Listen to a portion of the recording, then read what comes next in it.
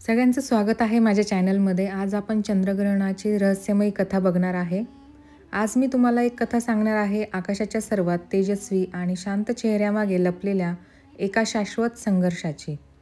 पृथ्वीची सावली चंद्राला व्यापते तेव्हा प्रत्येक वेळी जिवंत होणारी ही कथा. जेव्हा वैश्विक नाटकाची आणखी एक कृती आपल्यासमोर उलगडते. 7 सप्टेंबर 2025च्या रात्रीच्या आकाशाची कल्पना करा. तारे त्यांच्या पूर्ण वैभवाने चमकत आहेत. प्रत्येक तारा स्वतःचे एक रहस्य कुजबुजत आहे असे दिसते आणि पौर्णिमा आकाशाच्या मध्यभागी त्याच्या सर्व वैभवात आणि सौम्यतेने बसली आहे. जसे की एका खोल निळ्या मखमलीवर काळजीपूर्वक जडलेल्या पांढऱ्या ओपलच्या मोठ्या तुकड्याप्रमाणे. त्याची थंड चांदणी पृथ्वीवर अमृतासारखी ओतत आहे. प्रत्येक कणाला त्याच्या दिव्य स्पर्शाने शुद्ध करत आहे. सर्व काही शांत आहे, स्थिर आहे, एका गूढ शांततेत बुडलेले आहे. पण ही शांतता, ही स्थिरता खरोखर दिसते तितकी सोपी आहे का? नाही. या वैश्विक शांततेमागे एक खोल रहस्य लपलेले आहे. युगानुयुगे जन्मापासून खेळले जाणारे नाटक. हळूहळू, खूप हळू चंद्राच्या एका कोपऱ्यावरून एक अदृश्य पडदा सरकू लागतो. त्याच्या तेजस्वी पृष्ठभागावर धुके पसरू लागते. एक काळेपणा जो कोणत्याही भौतिक गोष्टीचा नसून प्राचीन सुडाचा आहे. शाश्वत शत्रुत्वाचे खोल चिन्ह. हे वर्षातील शेवटचे पूर्ण चंद्रग्रहण आहे. आपल्यासाठी ही कदाचित वैज्ञानिक गणना आणि भौतिक नियमांवर आधारित एक खगोलीय घटना असू शकते. परंतु आपल्या शास्त्रांसाठी, आपल्या पौराणिक कथांसाठी ती युद्धाची आठवण आहे. फसवणुकीचा आणि शाश्वत शत्रुत्वाच्या थेट प्रदर्शनाचा परिणाम. हे केवळ ग्रहण नाही, तर ती वैश्विक स्मृतीची जागृती आहे. ही कथा आपल्याला त्या काळात परत घेऊन जाते जेव्हा विश्व तरुण होते. त्याच्या बाल्यावस्थेत, जेव्हा ऊर्जा शुद्ध होती आणि नियम तयार होत होते. त्या काळात शक्ती आणि शक्तीमध्ये एकमेकांच्या समान असलेले देव आणि असुर आपापल्या जगावर राज्य करत होते. धर्माचे रक्षक असलेले देव स्वर्गाच्या वैभवात राहत होते आणि शक्ती अधिकारासाठी भुकेलेले असुर पाताळाच्या खोलीतून राज्य करत होते. ते एकमेकांचे विरोधक होते, पण दोघांच्या मनात एकच इच्छा सारखी रुजली होती, अमरत्वाचे. त्यांना माहीत होते की काळाचे चक्र कोणालाही त्याच्या क्रूर पंजेतून सोडत नाही आणि त्यांना त्या चक्राच्या पलीकडे जायचे होते. त्यांना मृत्यूच्या अपरिवर्तनीय नियमाला आव्हान द्यायचे होते. या अमरत्वाच्या शोधाने त्यांना विश्वाच्या आदिम समुद्राच्या किनाऱ्यावर आणले. तो समुद्र जो दुधासारखा पांढरा होता, अमर्याद आणि खोल, ज्यामध्ये असंख्य रहस्ये आणि शक्ती झोपल्या होत्या.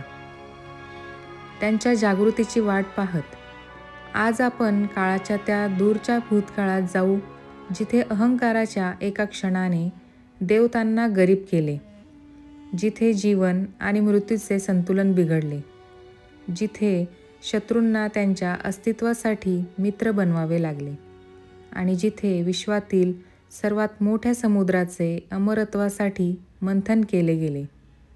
ही महान समुद्र मंथनाची कहाणी आहे, जी अहंकाराच्या एका क्षणाने सुरू झाली. एक चूक ज्याने तिन्ही लोक हादरवून टाकले. त्या काळाची कल्पना करा जेव्हा देवांचा सुवर्ण युग तिन्ही लोकांमध्ये जळत होता. स्वर्ग त्याच्या सर्व भव्यतेने आणि तेजाने चमकत होता. देवराज इंद्र त्याच्या विशाल पांढऱ्या 4 दातांच्या ऐरावत हत्तीवर बसून तिन्ही लोकांमध्ये प्रवास करत असे. त्याचे आगमनच उत्सवाचे कारण बनले. रंभा, मेनका, उर्वशीसारख्या स्वर्गातील अप्सरा त्यांच्या मोहिनी नृत्याने देवांना आणि गंधर्वांना मोहित करत असत. देवी लक्ष्मीने भगवान विष्णूची निवड केल्याने मंथन अंतिम ध्येय गाठले होते. समुद्राच्या गर्भातून शेवटचा रत्न म्हणून एक काळोखा, देखणा आणि तेजस्वी पुरुष प्रकट झाला. तो देवांचे वैद्य, आयुर्वेदाचे जनक भगवान धन्वंतरी होते. त्याच्या चेहऱ्यावर शांत तेज होते. एका हातात त्याने आयुर्वेदाचे ग्रंथ धरले होते आणि दुसऱ्या हातात त्याने युगानुयुगे वाट पाहत असलेले सोन्याचे कलश धरले होते. अमृताने काठोकाठ भरलेला एक सोन्याचा कलश. तो अमृत कलश युगानुयुगे सहनशीलता, महादेवाने दिलेले ज्ञान, देवी लक्ष्मीच्या प्रकट होण्याची शांती पाहून सर्व काही क्षणात नाहीसे झाले. अमरत्वाचा लोभ इतका प्रबळ होता की त्याने सर्व ज्ञान व्यापले होते. करार मोडला गेला होता. वारुणीच्या प्रभावाखाली असलेल्या आणि स्वभावाने अधिक आक्रमक असलेल्या राक्षसांनी एक क्षणही वाया घालवला नाही. देव काही करू शकण्यापूर्वीच एका शक्तिशाली राक्षसाने भगवान धन्वंतरीच्या हातातून तो अमृत कलश हिसकावून घेतला आणि मग एक भयानक गोंधळ उडाला. देव आणि राक्षसांनी त्या एका कलशासाठी एकमेकांवर हल्ला केला. या हाणामारीत पृथ्वीवर 4 ठिकाणी अमृताचे काही थेंब पडले. प्रयाग, हरिद्वार, उज्जैन आणि नाशिक, जे आज महाकुंभाचे पवित्र तीर्थस्थान बनले आहेत. देव संख्या आणि शक्तीने कमी पडत होते. त्यांना त्यांचे भविष्य त्यांच्या डोळ्यासमोर अंधारात बुडताना दिसत होते. ज्या अमृतासाठी त्यांनी इतके कष्ट केले होते ते आता त्यांच्या शत्रूंच्या हाती होते. या खोल निराशेत त्यांना पुन्हा एकदा त्यांचे शेवटचे रक्षक भगवान श्रीहरी आठवले. हे भगवान, हे नारायण, तुम्ही आमचे रक्षण करण्याचे वचन दिले होते आणि भक्ताची हाक ऐकून देवाला यावेच लागेल. क्षीरसागराच्या त्या रणांगणात जिथे सर्वत्र गोंधळ माजला होता तिथे अचानक सर्व काही शांत होऊ लागले. लढणारे देव आणि असुर क्षणभर थांबले. त्यांना हवेत एक दिव्य सुगंध विरघळल्यासारखे वाटले. कानात मधुर संगीताचा आवाज ऐकू येऊ लागला आणि मग त्या सर्वांमध्ये एक अलौकिक, अविश्वसनीय आणि अकल्पनीय सौंदर्य आकाराला आले. भगवान विष्णूने आपल्या योगमायेचा वापर केला आणि एका स्त्रीचे रूप धारण केले, ज्याच्या सौंदर्याचे वर्णन करण्यासाठी शब्दकोशात शब्द नव्हते. ती मोहिनी होती. तिचा रंग गरम सोन्यासारखा चमकत होता. तिचे मोठे डोळे इतके होते की जणू काही विश्वाची सर्व रहस्ये त्यात सामावून आहेत. तिच्या हास्याकरिता तिन्ही लोकांचा त्याग करता येईल. ती सौंदर्याचे जिवंत अवतार होती. मायेचे सर्वात मनमोहक रूप असुर होते, जे काही क्षणापूर्वी अमृतासाठी एकमेकांचे प्राण घेण्यास उत्सुक होते. आता तो स्तब्ध उभा राहिला. त्याच्या हातातून शस्त्रे पडली. रागाऐवजी त्याचे डोळे आश्चर्य आणि प्रेमाने भरले. तो अमृत विसरला. तो स्वतःलाही विसरला. आता त्याच्या जीवनाचे एकमेव ध्येय मोहिनीला मिळवणे बनले होते. त्याने स्वतः अमृतकुंड मोहिनीच्या कोमल हातांनी दिले आणि तिला हे अमृत न्यायपणे वाटण्याची विनंती केली.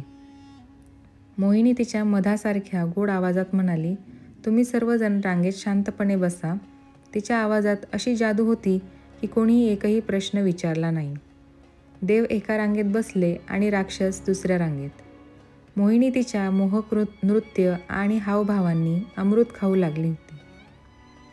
ती तिच्या व्यंग आणि हास्याने राक्षसांना मोहित करायची, त्यांना संभाषणात गुंतवून ठेवायची आणि गुप्तपणे सर्व अमृत फक्त देवांना खाऊ घालायची.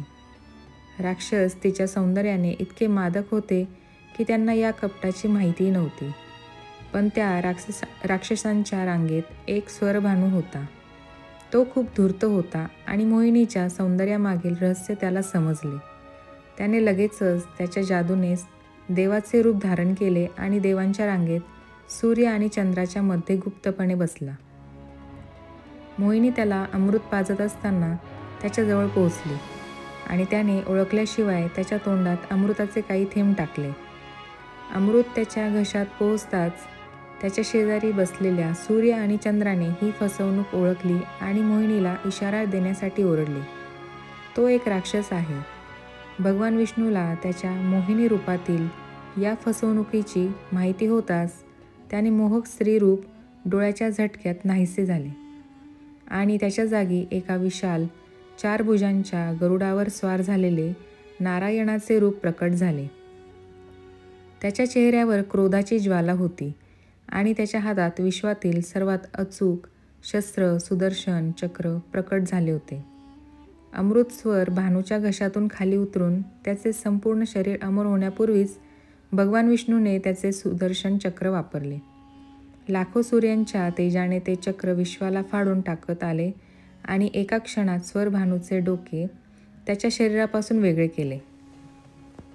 परंतु अमृताचे काही थेंब त्याच्या घशात पोचल्यामुळे त्याचे डोके आणि धड दोन्ही अमर झाले. त्याच्या विच्छेदित डोक्याला राहू म्हटले गेले आणि त्याच्या मस्तकाशिवाय धडाला केतू म्हटले गेले. त्याने सूर्य आणि चंद्राला त्याच्या स्थितीसाठी दोष देऊ लागला, कारण त्यांनी त्याची ओळख उघड केली होती.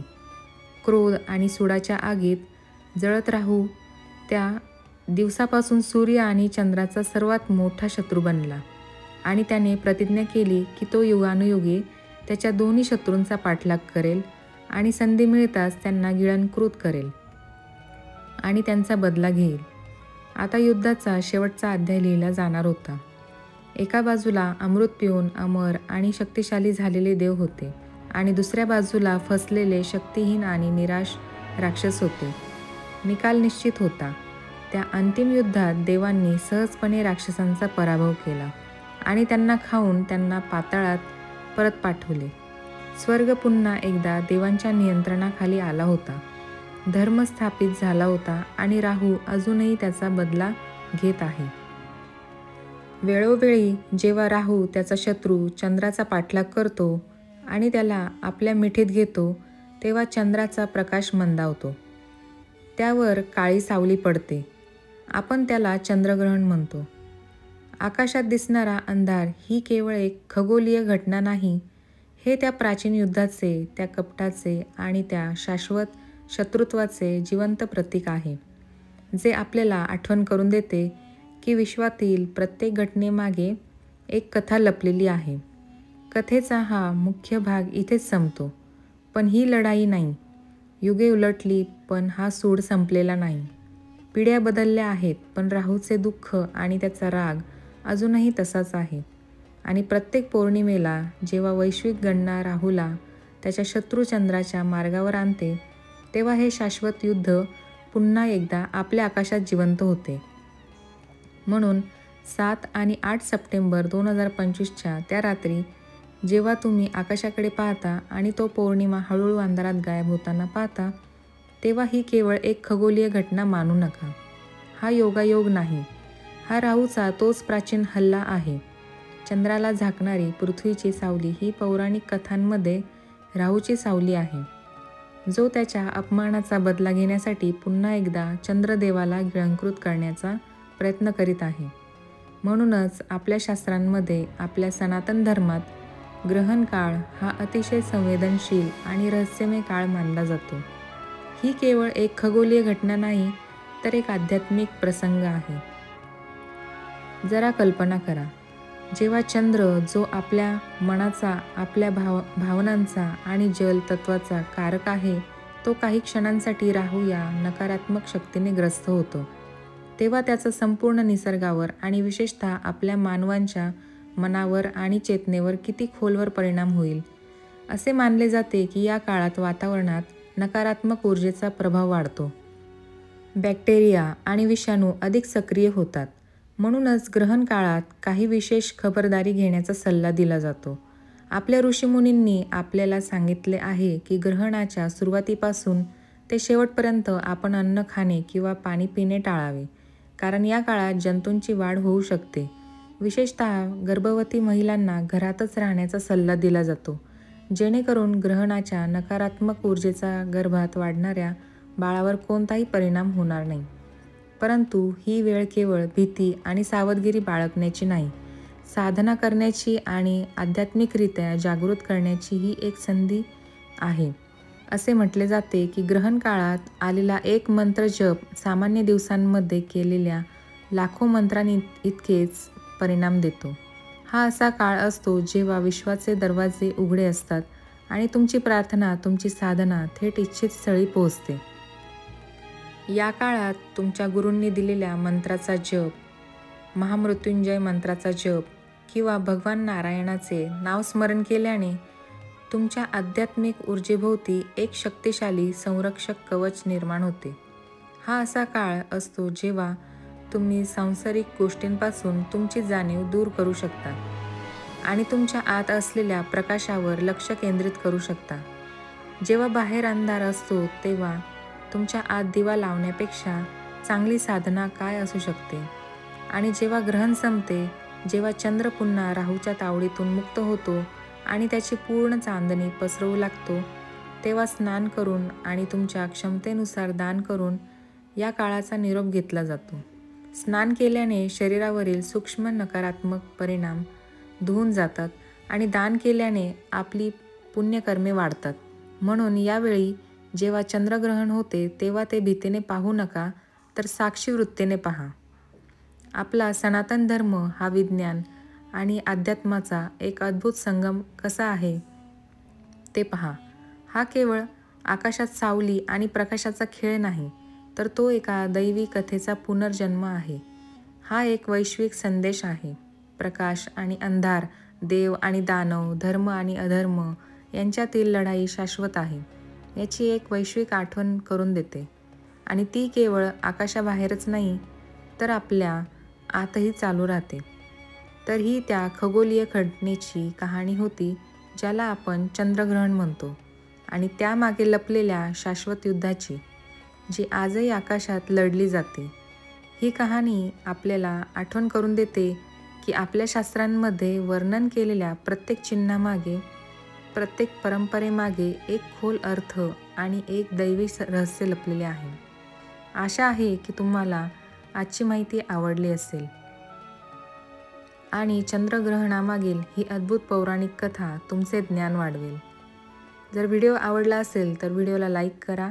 चॅनलसाठी नवीन असाल तर चॅनलला सबस्क्राईब करायला विसरू नका. शेजारीच बेल आयकॉनचं बटन आहे, त्याला प्रेस करा, जेणेकरून मी जे नवीन व्हिडिओ अपलोड करेल त्याचं नोटिफिकेशन तुमच्यापर्यंत आधी पोहोचेल. तोपर्यंत भेटूया अशाच एका नवीन व्हिडिओसोबत. तोपर्यंत सगळ्यांनी काळजी घ्या.